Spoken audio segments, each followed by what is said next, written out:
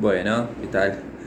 Bueno, acabamos de estar haciendo las lecturas y dimos como una especie de introducción a la clase 3 que vendría a ser ya ingresar a lo que se puede denominar el periodo fundacional de la historiografía argentina, que es precisamente esta corriente liberal mitrista, donde de alguna forma surge, si se quiere, tanto para Galasso como para muchos historiadores, como la historia oficial, ¿no? Precisamente la historia oficial porque es en el momento donde se empieza a construir por lo menos un proyecto de nación, ¿no? A posteriori de la caída de Rosas, ¿no? El segundo gobierno de Rosas. Una previa más que nada porque obviamente no es que no existió historia antes de Mitre, antes de la llegada, digamos, de los vencedores de Caseros, si se quiere, sino que hay antecedentes incluso desde los periodos coloniales, ¿no es cierto? Lo que pasa que eh, tienen otra función más que nada de archivístico, de empezar a recopilar eh, fuentes, ¿no es cierto? La historia que es, por lo menos que se publica hasta entonces, es una historia netamente política, propagandística, si se quiere. En este caso obviamente también es propagandística, pero ya está en función también de un proyecto de construir una nación con determinados fines. Eh, y de una manera casi colectiva en el sentido de digamos, que hay un grupo que comulgan esas ideas, más que nada en ese sentido. No son personas individuales. Y en el caso de la época de Rosas hay antecedentes, ¿no es cierto? Por más que a nivel general uno piensa, digamos, que en la época de Rosas se retrasó mucho la cultura, que no hubo ningún tipo de novedades ni de cambios en la cuestión cultural, sino una época oscurantista, etc.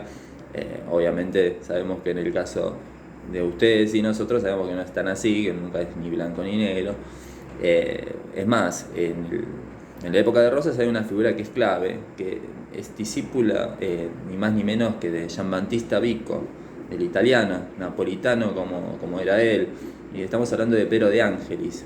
Pero de Angelis llega en la época de Rivadavia, el gobierno de Rivadavia, y tiene un rol muy clave en la época de Rosas. Creo que es el agente cultural de la época de Rosas más importante y fue el único que de alguna manera fue reconocido incluso por los vencedores, en el caso de Mitre, porque bueno, precisamente por la forma en que pudo establecer las redes relacionales, las redes de poder construir una historia de alguna manera que no está de una forma ordenada o sistematizada, sino que se encarga de publicar o de dar a luz muchos documentos que no son solamente de la época de Rosas, sino de épocas, digamos, de la colonia, que fueron fundamentales después para poder delimitar los límites territoriales, lo que va a ser después la República Argentina. Eh, Estuvo a cargo de la dirección del Archivo Americano. El Archivo Americano era precisamente una publicación de la época de Rosas que estaba a la altura de cualquier publicación europea. Tenemos, bueno, tuvo mucha labor en la parte cultural, el gran Pedro de Ángelis. Estuvo a cargo de una colección que quedó trunca, que muchos lo van a recordar porque Plus Ultra lo sacó, digamos, una suerte de gruesos volúmenes, porque eran, digamos, eran gruesos volúmenes en la época. Pero Angeli se llama Colección de Obras y Documentos relativos a la historia antigua y moderna de las provincias de Río de la Plata. Es precisamente una de las principales tareas que llevó a cabo este intelectual notable napolitano que estuvo residiendo acá en estos lares y tuvo un rol preponderante en la época de Rosas, principalmente.